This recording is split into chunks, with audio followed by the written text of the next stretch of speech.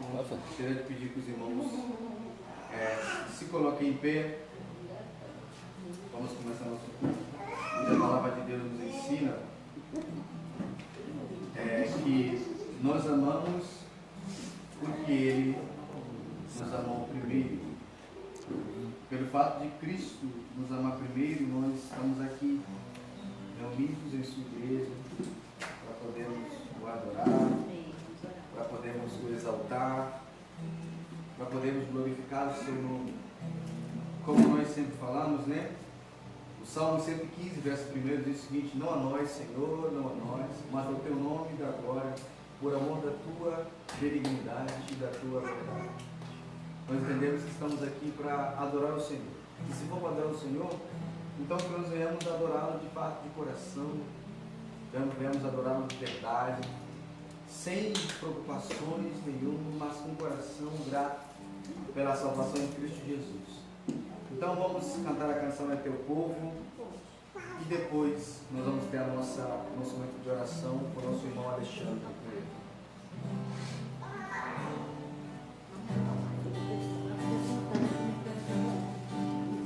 É teu povo aqui presente, todos numa só voz declarando que só tu és grande, exaltando teu doce nome. Pelo amor, pela cruz, por teu Filho Jesus, pois é santo, sim, é digno de louvor e de ser adorado. És bondoso, Pai querido, dentre todas as coisas, tu és verdadeiro, Senhor.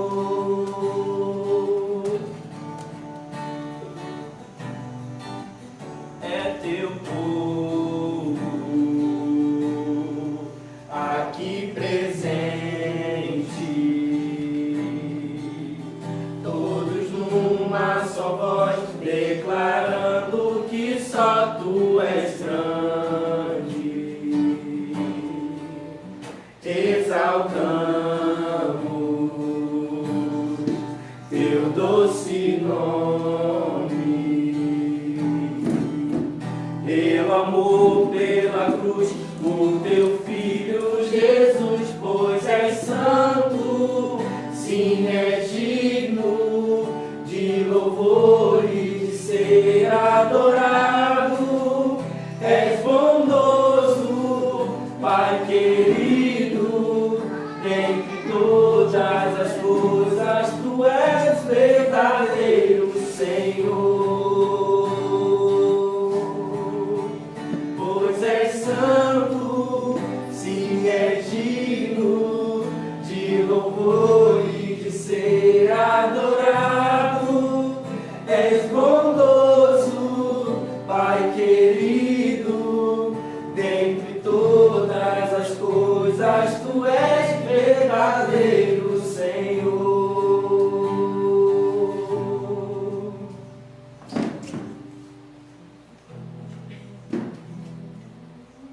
Oremos.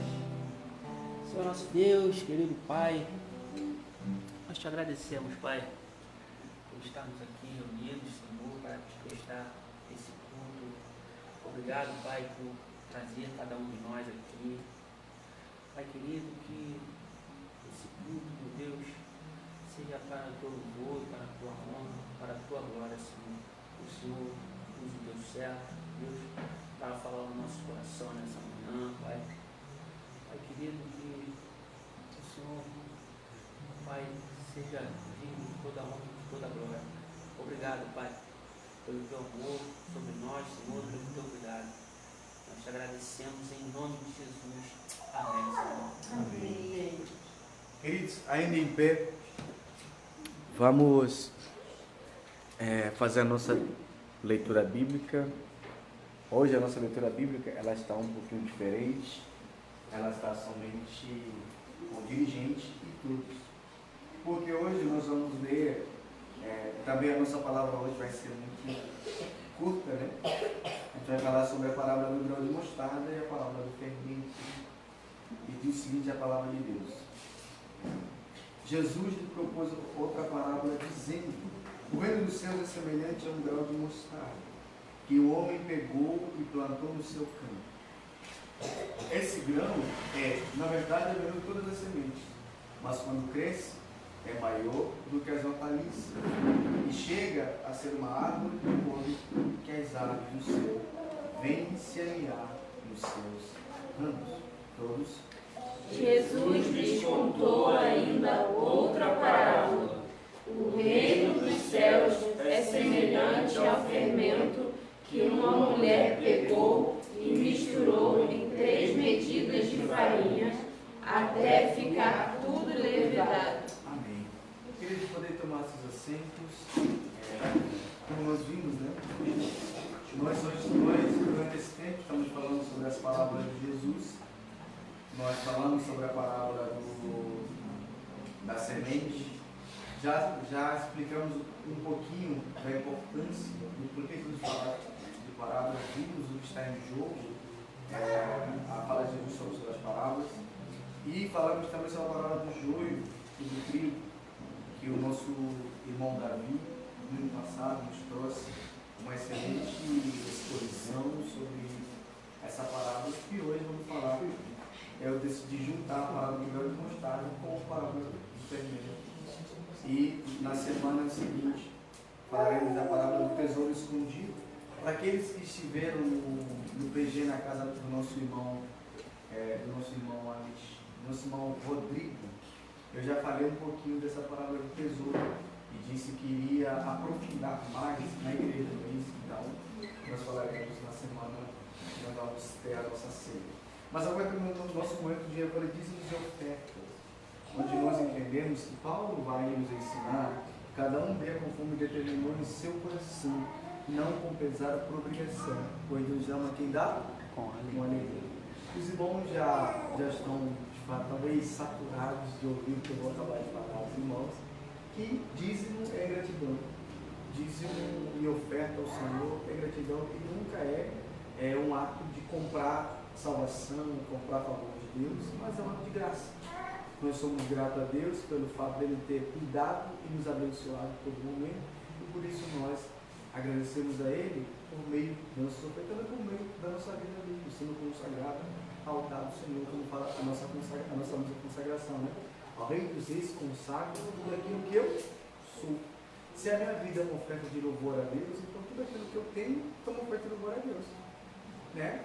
A nossa vida engloba tudo aquilo que eu possa ter. Então, por isso, aqueles que trouxeram as suas ofertas vão colocar o gasofilaço, enquanto vamos cantar a canção de consagração. E eu vou pedir que, depois dessa canção, o nosso irmão Cláudio, a nossa irmã Alessandra, nos leva a Deus a oração pelas ofertas e dízimos.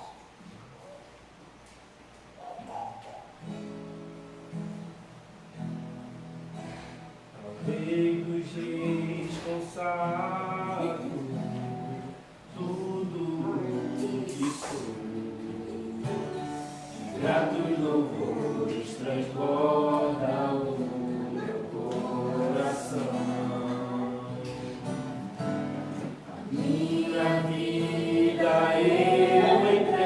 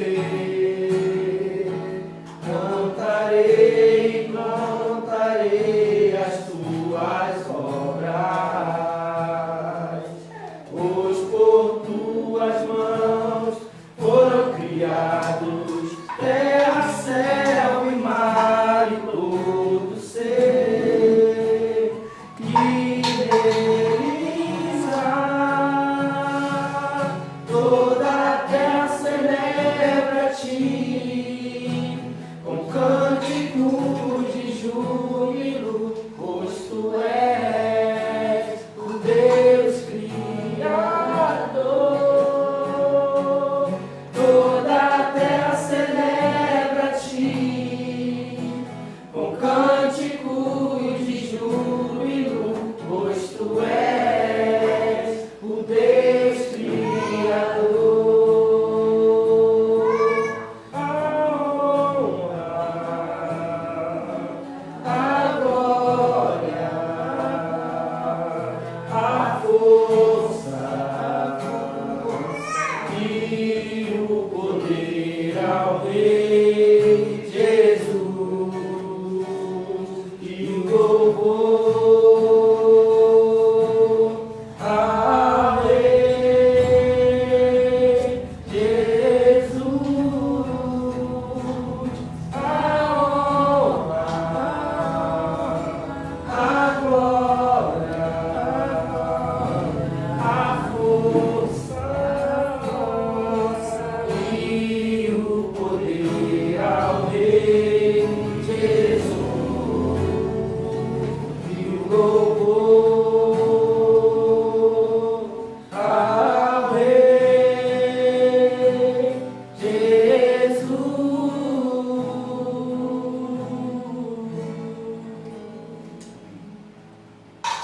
Nossa, uma oração.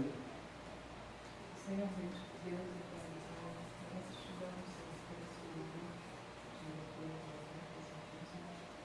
pedimos que o Senhor nos conceda sabedoria para administrar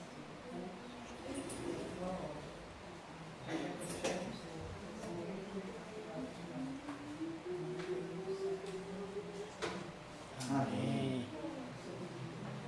Queridos, vamos colocar em pé, vamos cantar mais uma canção. Não vai duas canções, não. Vai duas canções.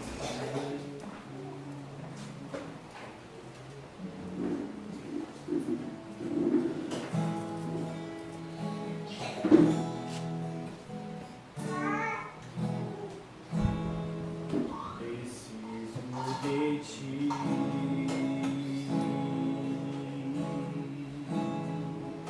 Preciso do teu perdão. Preciso de ti.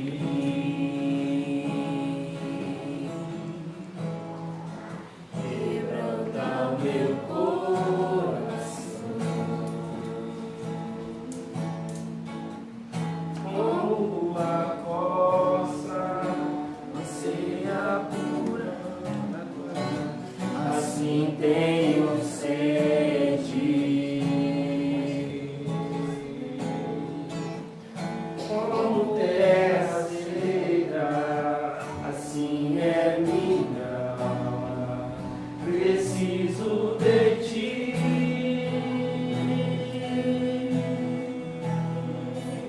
Distante de ti, Senhor, não posso viver, não vale a pena existir. Escuta o meu clamor, mais que o ar que eu respiro, preciso de ti.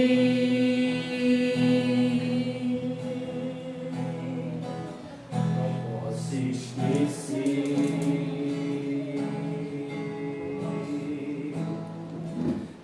o que fizeste por mim. Qual é o céu,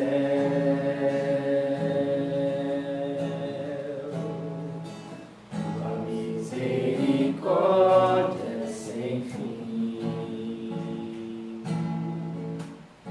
Um pai se compadece dos filhos, assim tu me amas.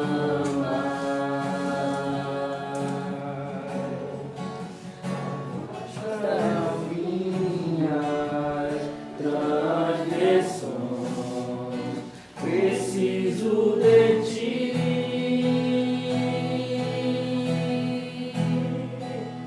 Distante de ti, Senhor, não posso viver, não vale a pena existir. Escuta o meu clamor, mas que o ar que eu respiro, preciso de ti.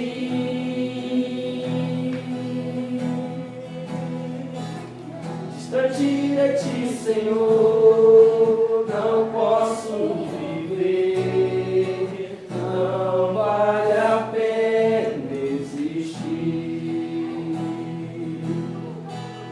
Escutas o meu clamor, mas que o ar que eu respiro, preciso de ti.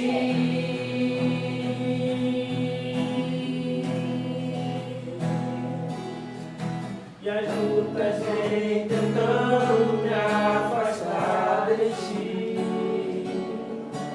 Frieza e escuridão procuram me cegar, mas eu não vou desistir. Ajuda-me, Senhor. Quero permanecer contigo até o fim. Distante de ti, Senhor, não posso viver, não vale a pena existir. Escuta o meu clamor, mas que o ar que eu respiro, preciso de ti.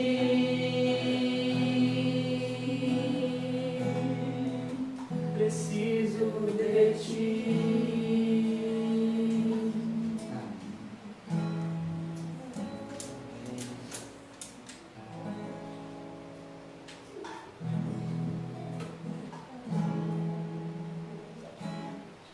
Pelo sol da manhã, obrigado, Jesus, pela vida que nasci. Obrigado, Jesus, pelo irmão que está do meu lado. Obrigado, obrigado, Jesus. Obrigado, Jesus, pelo amor que não morre, pela nova aliança que foi feita na cruz, pela fé e esperança, pela vida eterna. Obrigado, obrigado, Jesus.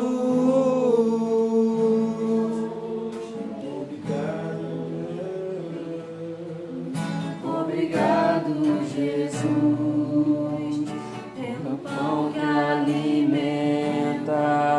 Obrigado, Jesus, pela chuva que cai sobre a terra. Obrigado, obrigado, Jesus. Obrigado, Jesus, pelo amor que não morre, pela nova aliança que foi feita na cruz, pela fé e esperança, pela vida eterna. Obrigado, obrigado, Jesus. Obrigado, Jesus, pelo amor que não morre, pela nova aliança que foi feita na cruz, pela fé e esperança, pela vida eterna. Obrigado, obrigado. Obrigado, Jesus. Obrigado, obrigado, Jesus. Obrigado, obrigado, Jesus. Amém? Amém. Queridos, ainda em pé, quem tem um programa, mantém ele aberto. Vamos ler de novo a passagem que se encontra lá em Mateus capítulo 13, verso 31 ao verso 34. Como eu falei, nosso irmão, né? Nosso irmão Renan, é a nossa velha que voltou. Por isso nós podemos fazer a gravação sem o YouTube cancelar a nossa live, viu? Deus é maravilhoso. Que vai ficar na câmera é a Lívia. A ministra Lívia vai começar a ficar na câmera controlando as filmagens. Vamos lá, queridos. Diz o seguinte a palavra de Deus. Todo mundo já achou? Mateus 13, né? Já achou, né? Outra parábola lhes propôs Jesus dizendo: o reino do céu é semelhante a um grão de mostarda, que um homem tomou e plantou plantou o seu campo, o qual é, na verdade, a menor de todas as sementes, e crescida é maior do que as hortaliças, e se faz árvores, de modo que as aves do céu vêm aninhar-se nos seus ramos.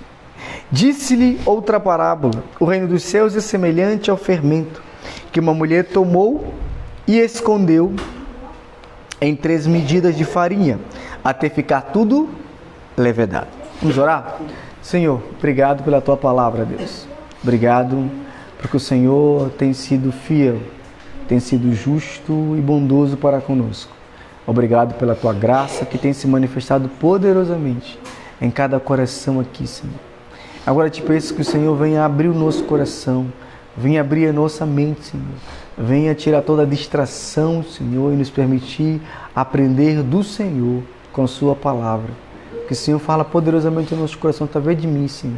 Que Sua graça se manifeste poderosamente nesse lugar. Isso é que nós te pedimos em nome de Jesus. Amém. Podem tomar seus assentos, queridos. Queridos, podemos dizer que estamos diante de uma das parábolas curtas de Jesus. Estamos diante de algumas lições importantes de Jesus. Nós já sabemos o porquê Jesus ensina por parábolas. Lembram, né? Os irmãos sabem, né? O ensinamento de parábolas, ele tem uma finalidade. Jesus, ele está ensinando por parábolas para esse povo. Porque ele vai dizer isso, se eu não estiver errado, vai dizer isso do verso 9, não, do verso 10 até o verso 18, como eu falei aos irmãos. Não, o verso 19 que fala o seguinte: a todos que ouvem a palavra do reino de Deus, não lhe compreendem, vem o maligno e arrebata, e que lhe foi semeado no coração. Não, desculpa, que a gente está explicando o negócio da semente, né?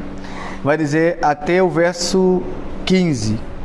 Por o coração deste povo está endurecido, do mau grado, ouviram com os ouvidos, fecharam os olhos, para não suceder que venham e vejam com os olhos, ouçam com os ouvidos, entendam com o coração e se convertam e sejam curados. A gente já sabe do porquê do ensinamento de parábolas. E Jesus, ele tem essa metodologia de ensinamento de parábolas, porque, na verdade, muitos rabinos, eles também faziam isso.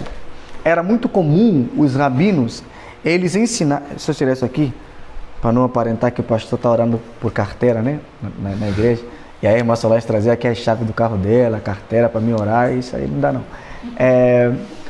Para a gente entender que os rabinos, eles falavam de coisas amplas, por meio de muita gente, mas nessas coisas amplas tinha coisas que somente os alunos, ou os súditos, né, que eu poderia dizer, eles chegavam até o seu mestre e perguntavam: tem como você me ensinar isso que você falou ali publicamente, que eu não entendi? Aí Jesus senta com o discípulo e fala: eu falo para ele de parábola por isso. Porque esse povo é duro de coração, né? Então, olhando para isso, a gente já sabe o porquê dessa parábola ser apresentada. Mas Jesus também nos apresenta a parábola do joio. Ele vai dizer basicamente na parábola do joio que nós devemos ser pacientes Jesus está nos ensinando a ser paciente, lidar com pessoas difíceis. Embora que nós delimitamos o campo para a igreja, o campo no sentido da parábola não é a igreja, o campo é o mundo. O mundo é o campo onde tem coisas boas e coisas ruins. Jesus, nessa parábola, não está falando da igreja, como eu falei aos irmãos, e muito bem o nosso irmão Davi, ele soube expor isso para a gente. Não está falando da igreja, está falando do mundo. Porém, delimitando, a gente pode usar a igreja como exemplo, né? Porque na igreja não tem somente pessoas boas, não tem somente trigo na igreja, tem também joio. Porém, cabe nós arrancarmos? Não, cabe ao Senhor, não é isso? O Senhor, naquele dia, virá e tirará o joio do seu campo. Embora aqui o campo aqui é o mundo e não a igreja. E porém, a parábola do grão de mostarda, a parábola do fermento, ele tem o mesmo ponto de partida com a parábola do joio. Agora, Jesus aqui está falando da igreja, está falando também do mundo. Grão de mostarda e semente, tudo tem a ver com mundo. O campo aqui se refere ao mundo. E não necessariamente o campo está se referindo à igreja. Por quê? Porque só você olha o que acontece em Atos. A parábola do fermento, ela é bem descrita em Atos, com o início da igreja. Percebe, né? Início da igreja, né? Em Atos, não é isso? A igreja começa a crescer, porém de uma maneira muito simples. Como é que os irmãos, eles observam a igreja e falam, pô, não são esses pescadores, não são esses pessoas iletradas, ignorantes, sem conhecimento? Mas eles estavam falando de maneira eloquente o grego e as línguas que os irmãos falavam naquele contexto do Pentecostes. Então ali a gente tem essa parábola do fermento, ela sendo bem explicada. Porém também, eu vou falar um pouquinho sobre isso, embora que a nossa pregação vai ser breve, né? É porque a gente tem uma visita, depois daqui, a gente tem uma visita para a casa do nosso irmão Evanil. Embora aqui também a gente sabe que a parábola do fermento, ela nos traz uma pergunta. Jesus fala que a gente tem que ter cuidado com os fermentos dos fariseus, não é isso? E também, quando a gente olha para o Antigo Testamento, a palavra fermento sempre tem uma conotação errada, ruim, maliciosa. E porém Jesus usa o fermento para dizer que o reino é semelhante. Eu falei um pouquinho na casa do Wagner, eu até usei exemplo do filho dele com o Wagner. Aqui eu vou dar exemplo do Cláudio com a Lívia. Semelhante não é idêntico. Por exemplo, a Lívia tem uma semelhança do Cláudio. O Cláudio é feio, a Lívia não, entendeu? O Cláudio é feio, a Lívia não. Então, é semelhante. Por exemplo, o Renan casou com a Milena, agora já estão ficando já idênticos, né? Por exemplo, agora a gente chama Gingongo. Gingongo é gêmeo, entendeu? Gingongo é gêmeo. Está ficando Gingongo os dois. E aí, parece que semelhante, vem na nossa cabeça, o reino de Deus é igual a uma mostarda. Não, é o seguinte, é semelhante, mas não é igual. Mas a maneira como cresce, a maneira como o reino de Deus ele vai crescer no mundo é semelhante a um grão de mostarda. E se a gente pegar a semente do grão de mostarda, quem aqui já viu uma semente do grão de mostarda? Quem já viu? Quem já viu uma semente aqui do grão de mostarda? Cláudio já viu, né? Tá vendo? Cláudio é o único crente aqui na igreja. Ele é a semente mais pequena. E é algo que aquela galera sabia, que está querendo ensinar. O povo daquela época tinha noção clara do que é uma semente e do que é um fermento. Por isso Jesus ele pega coisas simples da vida cotidiana para ensinar lições importantes do reino. Emanuel, obrigado. Para ensinar lições importantes do reino. E essas lições importantes do reino, elas devem nos chamar a atenção como é o avanço da igreja. A igreja, ela não cresce de maneira apocalíptica, como a gente imagina, né? Que aquele negócio sem massa, que todo mundo vai ver. Não, a igreja ela cresce de maneira silenciosa. No mundo de bastante barulho, a igreja vai crescendo de uma maneira bem silenciosa. De maneira que o avanço da igreja, o início dela, ela é de dentro e não de fora. O barulho do mundo, ela começa por fora. Os homens gritam. A igreja, ela nasce por dentro. E esse grau, e esse fermento, ela revela muito esse crescimento da igreja. A expressão que Jesus usa, a mulher pega esse fermento e ela coloca em vasilhas até que ela fica levedada. Antigamente, quando você fazia bolo, por exemplo, a Alessandra sabe fazer bolo, que aprendeu na minha escola de como fazer bolo, você pega a massa e coloca fermento e você vai cobrir ela até ela crescer, não é? Aí a massa vai crescendo, mas ela cresce de maneira que ela vai atingir o tamanho propenso que você gostaria que a massa crescesse. Hoje até a gente tem habilidade, por exemplo, uma coisa que eu ensinei para a Alessandra é a habilidade de como colocar fermento na massa, que é para não colocar tanto fermento, para a massa não ficar muito grande, para colocar um pouquinho de fermento para a massa crescer. Mas Jesus não está falando de proporção de fermento, está dizendo somente do fermento que é usado para que isso possa crescer. Mas uma coisa interessante que me vem nessa parábola é semelhante a um grão de mostarda que tomou um homem e plantou no seu campo. Esse homem que tomou a semente e plantou no seu campo, quem é esse homem que se refere na parábola? Alguém se lembra desse homem? Alguém se lembra desse homem? Se lembra não? Quem é o homem que semeou? Quem é o homem? Quem é o homem que faz a ação? Quem é o sujeito ativo da parábola? Quem? Já falei para os irmãos quando a gente começou a estudar sobre as parábolas, lembra? Falácia é que esse homem que semeou é a Alessandra. A Alessandra saiu, encontrou um campo e semeou uma semente de grão de mostarda. A gente já ensinou sobre isso, não é isso? Ele fala, o semeador saiu a semear. Quem é o semeador? Quem é o dono do campo? Quem é o dono do campo? Quem é o dono do campo que no campo dele semearam o joio? Quem é? Quem é o senhor do campo que semeou a boa semente no campo e veio o inimigo à noite e colocou a semente ruim no campo? Quem é o senhor do campo? É você? Quem é? Jesus, né? Estão com vergonha, né? Estão com vergonha. Então o que acontece? A gente tem esse homem que veio e semeou a boa semente. Jesus estava mostrando que o reino dos céus é semelhante, isso quer dizer que o reino de Deus não é comparado necessariamente ao grau de mostarda. Mas o reino de Deus, ele é um grau estático, ou seja, ele é um grau que se movimenta. Ele compara o reino de Deus a um grau de mostarda que passa por certas mudanças, por determinadas transformações. Isso é algo interessante, porque quando a gente olha para o grau de mostarda, ele vai dizer o seguinte, o qual é, na verdade, a menor de todas as sementes. Mas quando ela cresce e fica maior do que as hortaliças.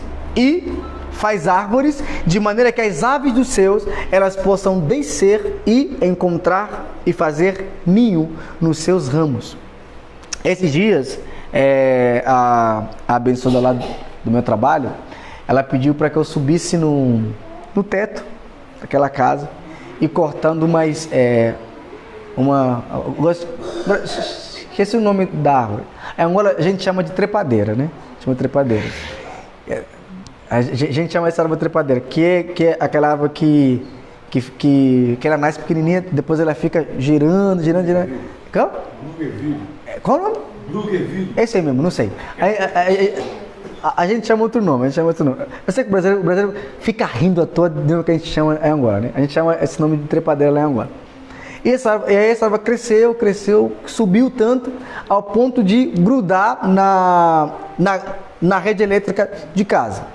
E ele disse, Adilson, tem que tirar porque o gambá pode subir e ter acesso à casa. E de fato, eu estava pensando, no meu ver, eu estava pensando que é só chegar e puxar que é facinha. O interessante é que quando você observa aquela árvore, ela vai grudando na parede, de maneira que quando você puxa, tem que fazer bastante força.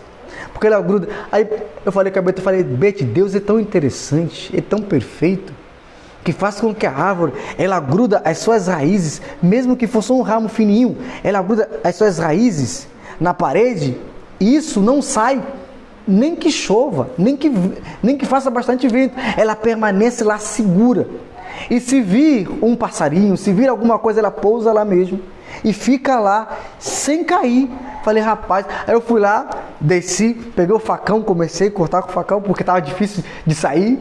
Eu achei que eu podia puxar com a mão. E a gente observa que essa maneira da gente ver a natureza, ela reflete muito de como Deus ele tem agido e como Deus ele criou as coisas para permanecer firmes. E porém, essa parábola também a gente encontra lá em Ezequiel capítulo 17, verso 22 a 24, onde Ezequiel fala, sendo grande o suficiente para os pássaros fazerem nela pousada, ou seja, morada. Então o que acontece? O reino de Deus, ele vai começar de maneira muito simples, mas ele vai tomando proporções maiores que a gente não consegue parar e nem mensurar. O campo é o mundo, a semente plantada no gosto de mostarda é o coração dos homens. E basicamente, o reino de Deus não crescerá no mundo, mas crescerá no coração das pessoas. De maneira que quando você observa essa fé, que ela é tão pequena, mas quando ela vai desenvolver-se no coração da pessoa, essa é uma proporção tão grande que ela vai tomando conta plenamente da vida do indivíduo. Jesus está nos ensinando que o ponto central aqui não é que o reino cresce no mundo, mas é que essa semente, essa palavra, ela gruda no coração do ser humano, e esse coração, ele é alcançado, e ele vai ser transformado. Como Paulo vai dizer, nós estamos crescendo de glória em glória.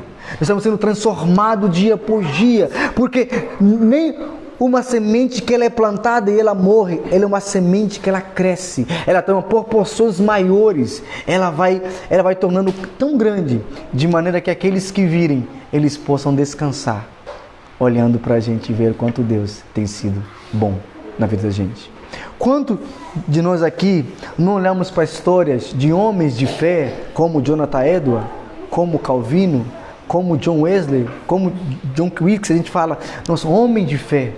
A gente fala de Lutero, né? Isso a gente fala homem de fé, homens que perseveraram na fé. Isso nos dá exemplo, isso nos dá força de continuar. A gente fala de Charles Spurgeon, a gente fala, nossa, homens que perseveraram. Mas a palavra brota no coração desses homens de uma maneira muito simples, de uma maneira muito pequena, mas vai tomando proporções tão grandes, que depois a gente olha para eles e fala, a gente gostaria de orar tanto quanto Jonathan Edwards orava. De maneira que a rainha chega e fala, quero conversar, fala, não. Ele está falando com o mais importante, o Rei dos Reis. Isso não é exemplo para a gente? Mas essa semente, ela cresce de maneira pequena. O grau, ela é pequena e se transforma numa árvore maior que as hortaliças. Ela pode medir cerca de 4 ou mais altura, sendo grande o suficiente.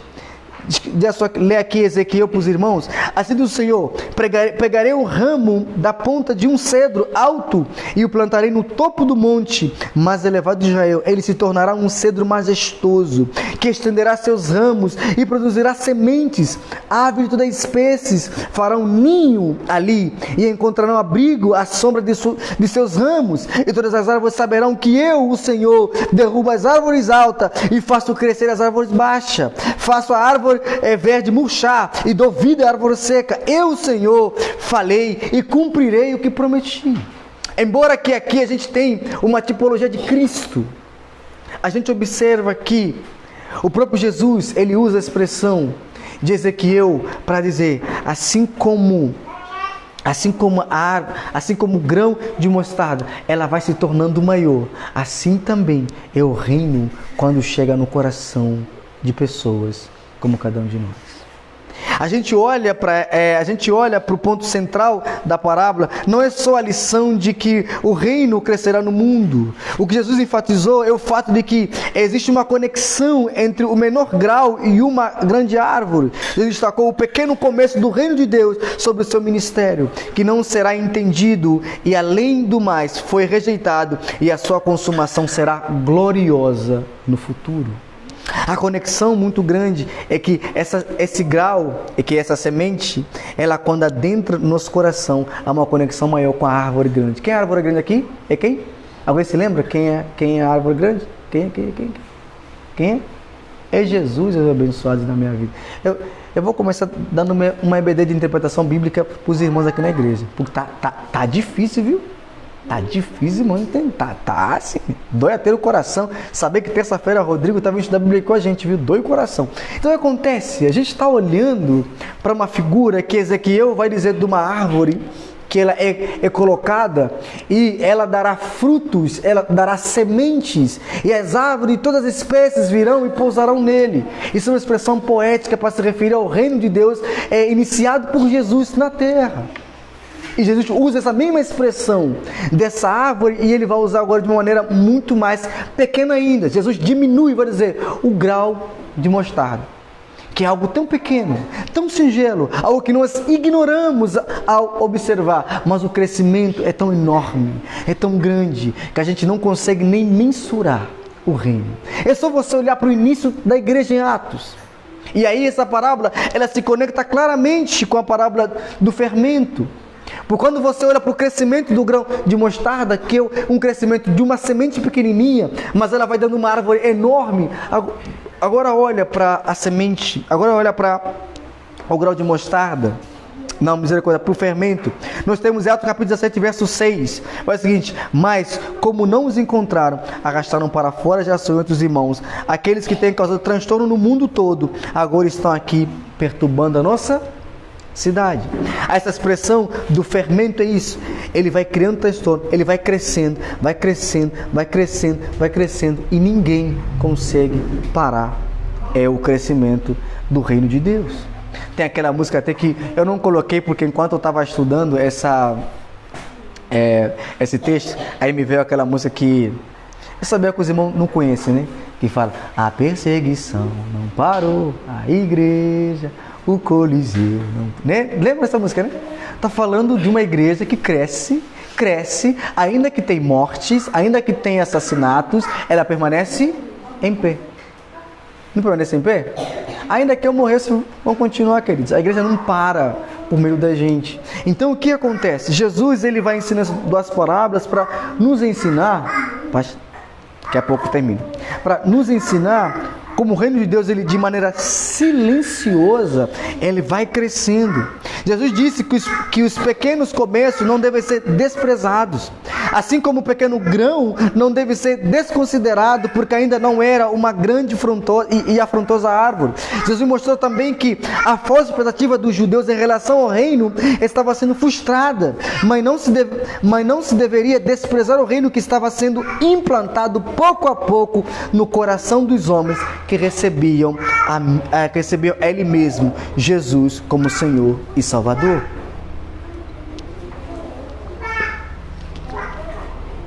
A perspectiva dos judeus era que o reino de Deus pudesse vir de uma maneira tão espantosa, tão grande, que os romanos poderiam ser tirados do poder, para isso sim, ser evidência clara de que Jesus chegou naquele lugar. Mas Jesus, ele vai confundir plenamente, ele vai frustrar plenamente as pretensões, a visão de como aqueles homens imaginavam como deveria ser o reino de Deus.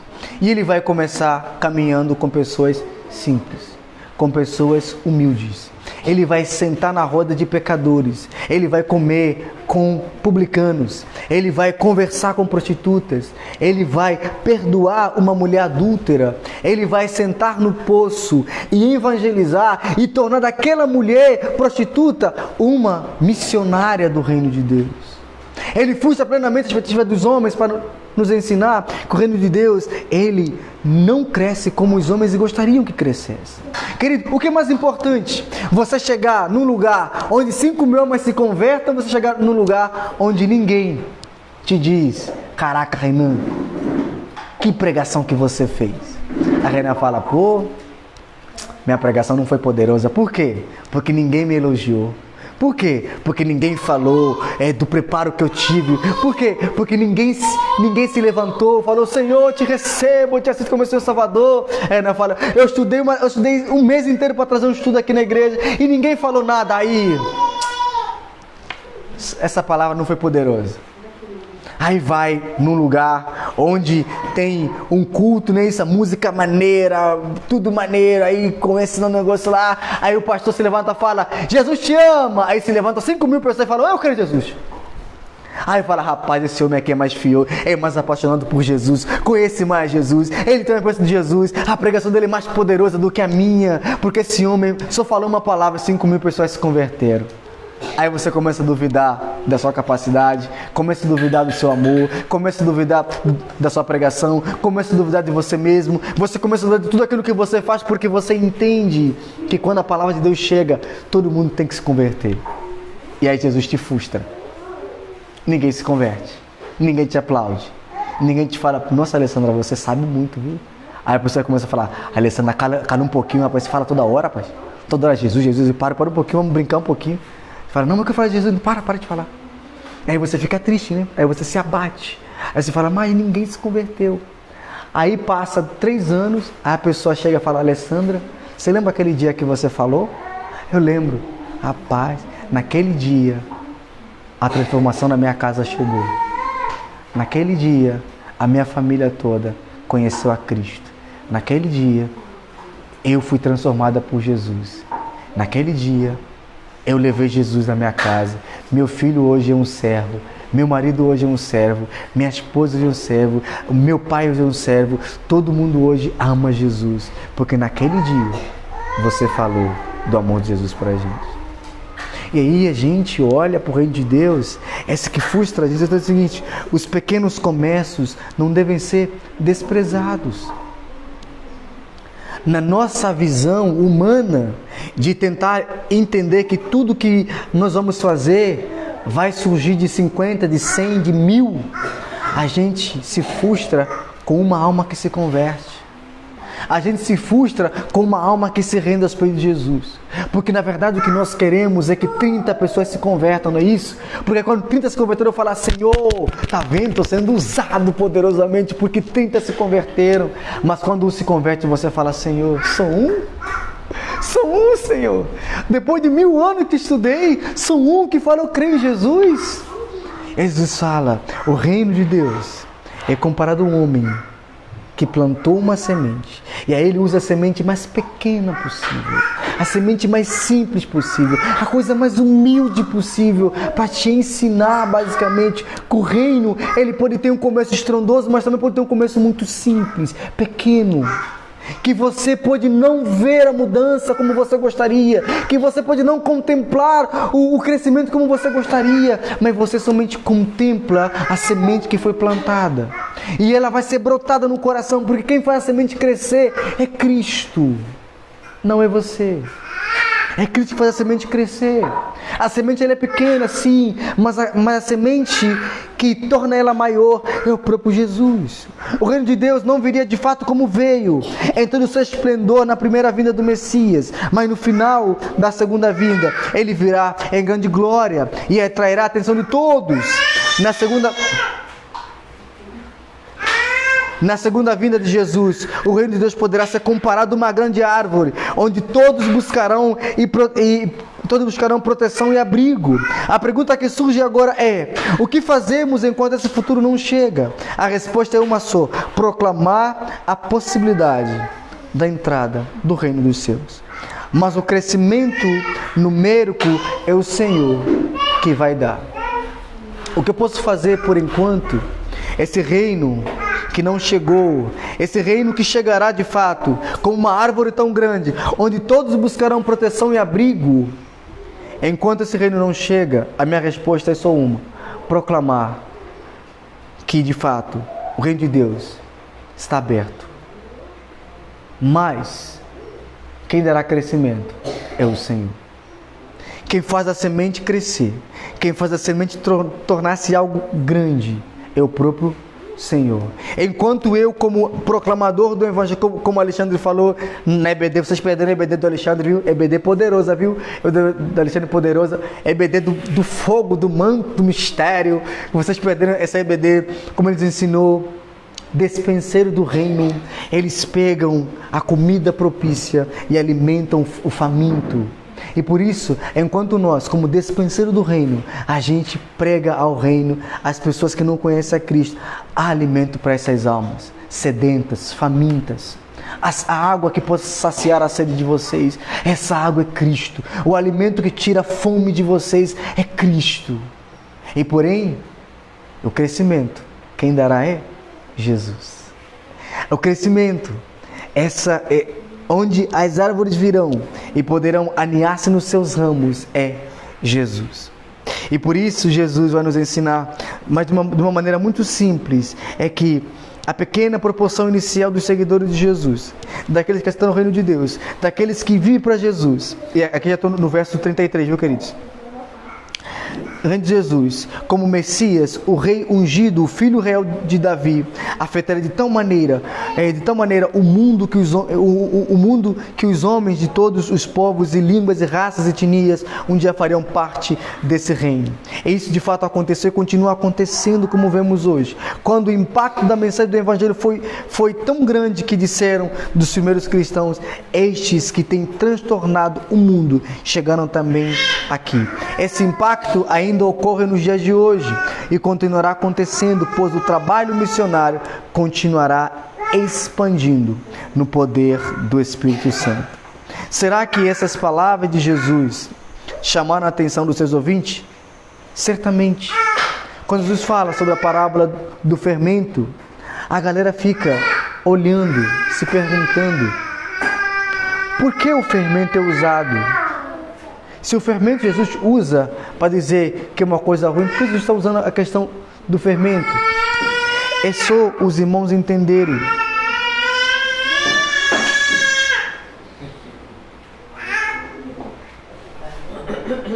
Deus é mais, né? Esses irmãos entenderem que no Antigo Testamento o fermento era associado necessariamente ao mal.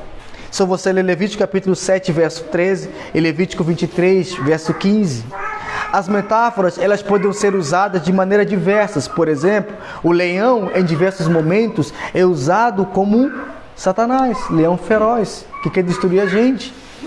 E também, muito exemplo, o leão é usado como Jesus, leão da tribo de Judá. Então, ou seja, as metáforas podem ser usadas tanto de maneira boa, tanto de maneira ruim. Mas se houver uma distinção entre as duas parábolas, é que ela surge, que a parábola de grão de mostarda, ela sugere o crescimento extenso, ou seja, ela vai crescendo muito. Porém, a do fermento, ela é uma transformação intensa. O fermento não cresce, ele penetra. O seu efeito é inevitável, a despeito da pouca quantidade usada. Ela é a palavra de Jesus em Mateus capítulo 5, verso 13. Nas duas parábolas fica claro que hoje o reino dos céus, Emanuel, o reino dos céus hoje não se opera apocalipticamente, mas silenciosamente a partir de pequenos comércios. O reino de Deus hoje não é aquilo que a gente tenta imaginar como, eu vou falar, milhares de almas vão se voltar para Jesus. O reino de Deus começa em pequenos comércios, em coisas que a gente tende a menosprezar, em coisas que a gente tende a não ver valor. Não vou falar para esse não, porque esse aqui não vai me dar tanto destaque quanto eu gostaria. Eu vou pregar para o fulano, mas se fulano se converter, as pessoas vão dizer, nossa, Cláudio é um bom pregador, viu? Conseguiu trazer o patrão dele para Jesus. Mas aí se esquece que tem as pessoas mais simples, por exemplo, a faxineira que fica lá no trabalho, que também precisa de Jesus quanto o patrão. Mas é que os nossos olhos sempre são atraídos para aquilo que é estrondoso, para aquilo que é grande, para aquilo que vai gerar destaque, para aquilo que vai gerar fama, para aquilo que vai gerar um lugar de falar, nossa, nós somos bons oradores, somos bons convencedores, somos bons pregadores, mas nos esquecemos de coisas mais simples. Os pequenos comércios da pregação do Evangelho não devem ser ignorados ou comparados com grandes comércios. O reino de Deus, implantado por Jesus, começou com pequenos comércios. Jesus não começou o seu reino com uma coisa muito grande. Qual foi o primeiro milagre de Jesus? Qual foi o milagre de Jesus? Rapaz, se o Renan não falasse, eu poderia falar, o milagre de Jesus é multiplicação de pães. As irmãs falam, nossa, verdade, né? Não leem a Bíblia, vocês abençoados. Sou o Renan que lê. O Renan, a nossa ovelha perdida, voltou e lê a Bíblia, viu? Você não lê a Bíblia, você, rapaz. Estou lendo não, pai. Alessandra. Amor, me lembra que eu tenho que preparar uma EBD de interpretação bíblica para os irmãos entenderem. Como interpretar a Bíblia aqui para os irmãos. E, queridos, esses pequenos comércios, eles foram ignorados por líderes que tinham uma expectativa tão grande do reino de Deus. Jesus começa pequeno comércio plantando a semente no coração de pecadores. Jesus começa amando 12 pessoas, simples, pequenos. Pessoas que a gente não daria nada, não é isso? Pensa comigo, se você vai começar um trabalho, quem você chama no seu trabalho? Pessoas qualificadas, não é isso? Se você vai começar plantando uma empresa, como é que você começa?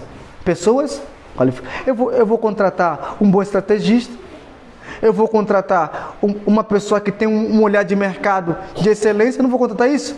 Porque eu quero que o meu trabalho cresça, flua. Eu quero que o meu trabalho gere lucro, gera recurso, dinheiro, que possa me dar retorno mediante aquilo que eu estou investindo. Jesus começou com pessoas muito humildes. Começou com 12 pescadores. Não, tinha alguns também que são publicanos. Não, Mateus publicano. Começou com Mateus publicano. Mateus que era, talvez o mais odiado de todos era Mateus. Dos 12, mais odiado de todos era Mateus. Judas era amado. Judas era amado, querido. Mateus não, Mateus era odiado. Porque Mateus, publicano, é aquele que se vendeu para roubar do seu povo. Esse é Mateus. Odiado. Jesus chamou ele para caminhar com ele. Mas quem traiu ele foi o amado. Foi quem? Judas. Mas pensa, esse pequeno começo de Jesus, ele foi totalmente ignorado, foi totalmente menosprezado por homens que precisavam que o reino de Deus viesse de maneira bem estrondosa. E Jesus, ele vai dizer que esses pecadores, que essas prostitutas, que esses publicanos, eles estão mais perto do reino dos céus do que esses fariseus e saduceus. Do que esses homens que conheciam a lei e estudavam a lei dia após dia. Então, o que nós podemos aprender com essa parábola? O que nós podemos aprender com esses ensinamentos? O que nós podemos colocar é entender com isso e falar, Senhor, qual deve ser então o meu olhar? Quando eu olho para essa parábola, quando eu devo pensar sobre isso? Primeira coisa que a gente deve colocar em mente ou trazer à nossa mente vou repetir mais uma vez o que eu já falei. O que fazemos enquanto a semente ainda não torna o seu ápice? O que nós fazemos quando eu prego o evangelho para alguém e não vejo aquele fruto que eu gostaria de ver? O que eu faço? Desisto? O que eu faço? Senhor, eu preguei, mas a pessoa continua ainda mentindo, ainda xinga, ainda de vez em quando a pessoa ainda fala uma coisa que não agrada. O que eu faço, Senhor? Desisto logo, vou embora. O que eu faço? Continua. Jesus sabia que a sua igreja poderia, de vez em quando ainda, fazer aquilo que era errado. Sabia disso? Sabia? Sabia. Jesus salvou você, não salvou? Não salvou você? A mensagem, quando chegou na sua vida, ela não chegou de maneira interna no seu coração. Hoje você não consegue compartilhar abertamente da mensagem? Não levou um processo tão grande para você ser o que você é hoje? Quem aqui já é maduro, espiritualmente falando? Quem aqui já tem uma maturidade cristã, a ponto de discernir o que é certo e errado biblicamente? Discernir e não fazer. Eu sei que é errado e não faço. Eu sei que é certo e eu faço. Quem aqui já tem essa maturidade? Não estou falando ainda daquela maturidade tão grande não. Estou falando dessa maturidade mais simples, de discernir o que é certo e errado biblicamente. Quem aqui já tem Quem é que já consegue discernir uma música bíblica, uma música herege? Quem já consegue? Quem já consegue? Então você já tem um certo tipo de maturidade. Mas foi um processo ou não foi? Não começou coisas pequenas? Você não foi introduzido de maneira silenciosa no reino? Foi ou não foi? E como é que eu lido com aquele a qual eu tenho pregado o evangelho e o crescimento dele parece demorar bastante? Eu desisto? O que eu faço? Continuo. A semente, ela é pequena. E ela é pequena mesmo. O crescimento, ele é grande. Não é grande porque nós somos grandes, é grande porque o dono da semente, ele é grande. Jesus, ele torna a semente grandiosa. Ele torna a semente madura. É Jesus que torna maduro o cristão. É Jesus que vai te tornar maduro. É Jesus que vai tornar aquela pessoa que você pregou o evangelho dar fruto 30, 40, 50. O que você faz enquanto isso? Desiste? Não, ore. Se for possível, chore. Chore por ele. Fala, Senhor, torna essa pessoa madura, faz essa pessoa crescer, abre os olhos, continua a crescer, continua fazendo essa semente, brotando fruto no coração daquele ser humano, mas não desista, mas não pare. Pois Jesus sabia que Pedro poderia ser o mais terrível daquele lugar, poderia ser o impulsivo da vida. Pedro poderia ser a pessoa que poderia negá-lo 3 vezes, não sabia? É que ele fez, continuou. Porque a gente entende que pequenos comércios são menosprezados em corações que tentam se exibir com aquilo que gostam de fazer. Jesus não nos chamou para sermos, talvez, os holofotes. Ele nos chamou para a gente mostrar quem é o holofote. Quem é o holofote do reino é Jesus. Então, qual é a nossa visão? Não é mostrar quão bons somos, é mostrar quão Deus é bom em nós e através de nós. Então, por isso, a pergunta que o autor fala é: o que fazemos enquanto essa semente não cresce? Continuaremos pregando o evangelho, pois o crescimento numérico quem dará é o Senhor. Portanto, a segunda pergunta que devemos fazer é, portanto, diante dessas parábolas, temos também que refletir sobre a nossa situação. A pergunta que devemos fazer é: pertencemos ao reino de Deus ou ainda estamos longe do reino de Deus? Pense, em toda parábola há uma semente que cresce. Em toda parábola há um semeador que semeia. E a semente que cresce, ela denota que de fato você é do Senhor. A parábola da semeadura, a gente tem a última semente, o último solo. Ela dá 30, 40, e 50 e 100 e vai dando bastante fruto, não é? A parábola do joio e o trigo. Quando o trigo cresce, a gente revela, o trigo mesmo se revela quem é trigo e quem é joio. E quando os ceifeiros vêm, elas tiram o trigo e jogam no inferno. Não, desculpa, misericórdia. O joio jogam no inferno. E o trigo é colocado no celeiro do reino. Assim, você está atento. Agora você está no Bíblia. Joga no celeiro. Mas, na parábola do grão de mostarda, ela não é uma semente que ela cresce de maneira parada. Ela é estática. Ela se expande. Ela cresce. Ela amadurece. E a parábola do fermento, ela tem um crescimento por dentro. Ela vai crescendo, ainda que a gente não observe, mas esse crescimento, ele vai tomando conta, de maneira que a resposta que os irmãos recebem em ato está aqui na parte B, vai dizer o seguinte, vai internet, embora, é o seguinte, esses aqui, eles têm causado transtorno no mundo todo, agora estão aqui perturbando a nossa cidade. Por quê? Querido, o reino de Deus, a semente, quando ela cresce no coração, ela só tem uma causa, uma consequência natural: transbordar. ela quando cresce, ela transborda. O fermento, quando ele vai tomando conta, o que ele vai fazer? Ou ele vai inchar ou vai transbordar. Transborda. E os judeus falam o seguinte para os discípulos de Jesus: esses aqui têm causado transtorno no mundo inteiro. Esse é a gente. A gente não causa transtorno no mundo inteiro porque a gente fala que o mundo, que a gente fica matando as pessoas. Não, a gente prega que Jesus é o Salvador, é o único Senhor que pode transformar os perdidos. É o único Senhor que pode salvar os perdidos. E por isso, será que eu estou no reino ou estou longe do reino?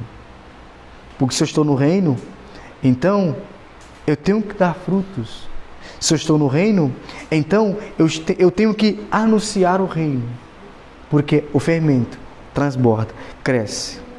O que temos feito para que o reino de Deus se expanda ainda mais? Essa é a pergunta, talvez ele é bastante individual. O que você tem feito para a expansão do reino? Você tem pregado o Evangelho? Você tem pregado o Evangelho? Queridos, agora estou finalizando mesmo. Estou fechando até a Bíblia também. Quando a Bíblia fecha, a gente está acabando o culto. Querido, isso aí que eu falar aos irmãos é triste, mas é uma realidade. Hoje nós temos vários meios de pregar o Evangelho. Hoje nós temos a internet, o único meio de pregar o Evangelho. Não temos? Hoje eu tenho um celular para poder ligar para um amigo meu. Ao invés de falar com ele besteira, ligar para ele falar de Jesus. Falar, querido, você tem um tempo para a gente conversar? Sobre o quê? Vamos falar um pouquinho de Jesus? Hoje você tem a Bíblia em sua mão. Hoje você tem até a lei a seu favor. Hoje tem liberdade religiosa. Hoje você pode falar da sua fé abertamente. Mas a pergunta que eu faço é: você tem pregado o Evangelho?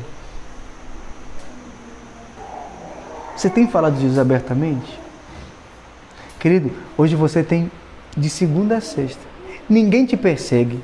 Ninguém te põe na cadeia. Ninguém te joga do precipício. Aliás, nem tem precipício aqui também. Ninguém te joga do precipício. Ninguém fala, morte a Alessandra, morte ao Cláudio, porque ele é evangélico. Ninguém fala isso. Ninguém fala isso. Mas você ainda assim não prega o Evangelho. Homens de Deus, descrito aqui, mesmo com situações difíceis, pregavam o Evangelho.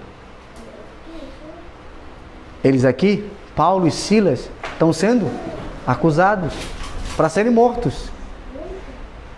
Eles pararam de pregar o Evangelho? Não, continuam pregando o Evangelho. Se eu de fato pertenço ao reino, se eu de fato frutifico, a consequência natural é a pregação do Evangelho. Se eu não tenho feito isso, ou eu não amo tanto o reino, ou eu não participo, não faço parte do reino. Porque se eu amar o reino, eu vou falar do reino.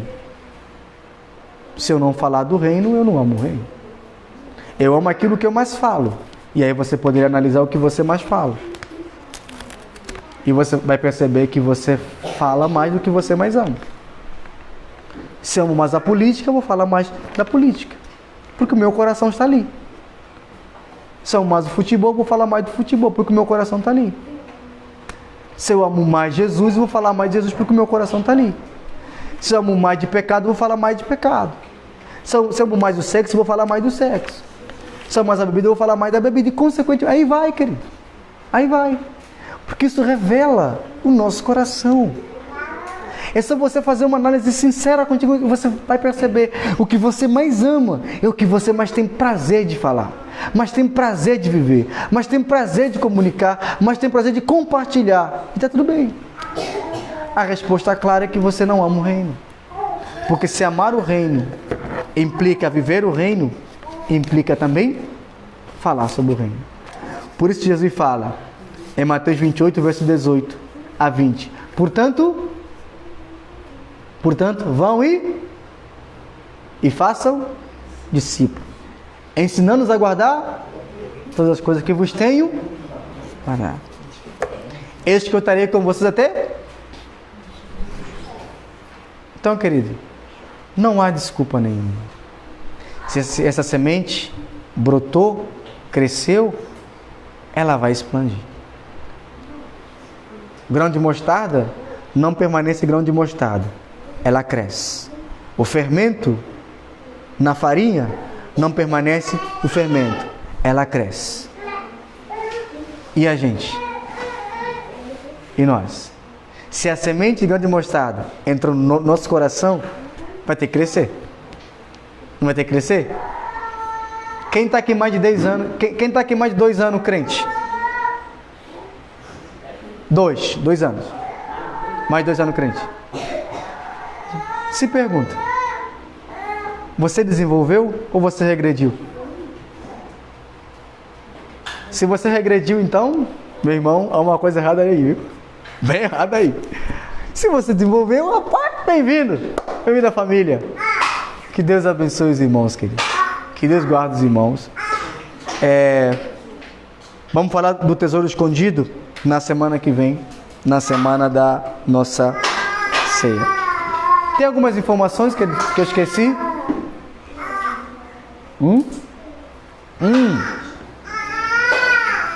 Queridos, até o momento, as irmãs da igreja, vou falar isso mesmo. Tá filmando, né? Até o momento, as abençoadas irmãs da igreja não falaram pra gente ainda o que vai ser no aniversário da igreja. Eu estou esperando. Se as irmãs não decidirem, nós os varões vamos decidir. Não é isso? Vamos decidir.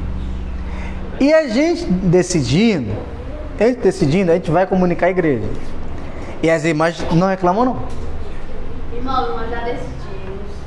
Será um lanche. Tá? Vai ser a sexta-feira, a gente vai fazer o lanche. Vai chamar todos os irmãos que participam do grupo lá. Os irmãos que não frequentam a igreja, né? A casa do Rogério, por exemplo. Né? A casa da nossa irmã Paulinho também. E aí eles vão estar aqui conosco. Eu vou colocar a lista hoje lá no grupo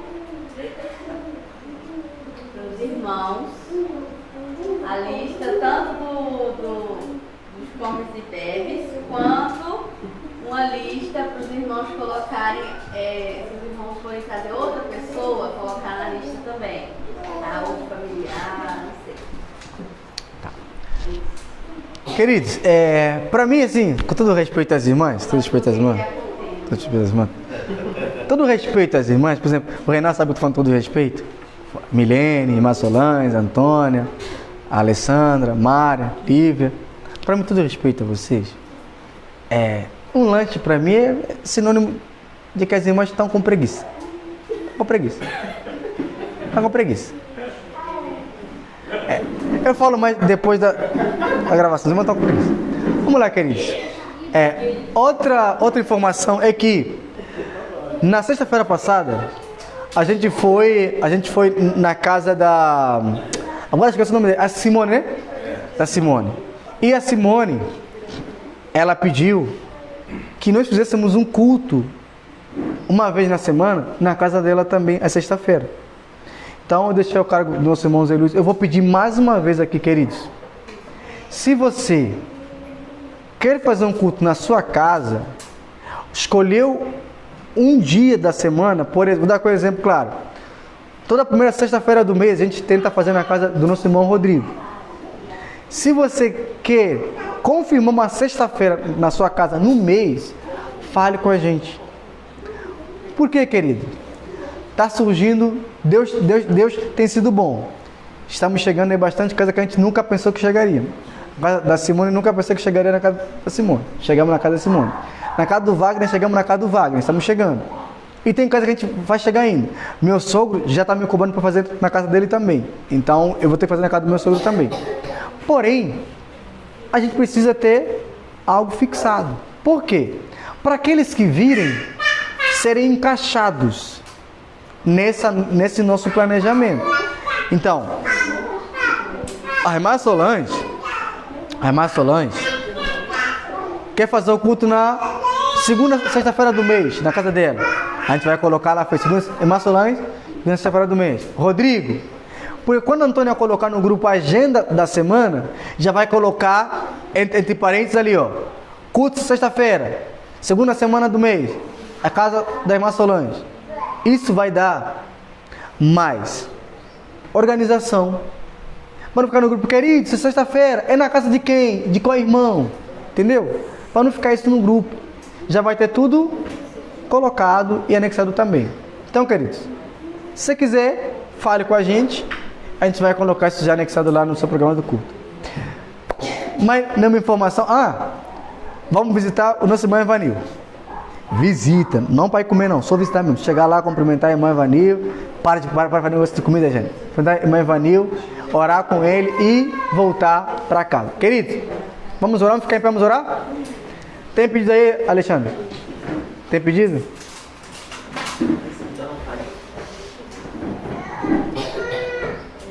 Santa Irmã Fátima botou aqui: Deus abençoe a todos, culto abençoado, saudade de vocês. Amém. Também saudade de você, irmã Fátima, que Deus abençoe sua vida. Vamos orar. Senhor, obrigado. Obrigado por esse dia, obrigado pela tua graça ter se manifestado poderosamente nesse lugar. Continua abençoando a sua igreja, Senhor. Continua guardando o seu povo, Deus. Isso é que nós te pedimos em nome de Jesus. Amém. E assim podemos dizer: nada nos separará do amor de Deus que está em Cristo Jesus, nosso Senhor. Amém.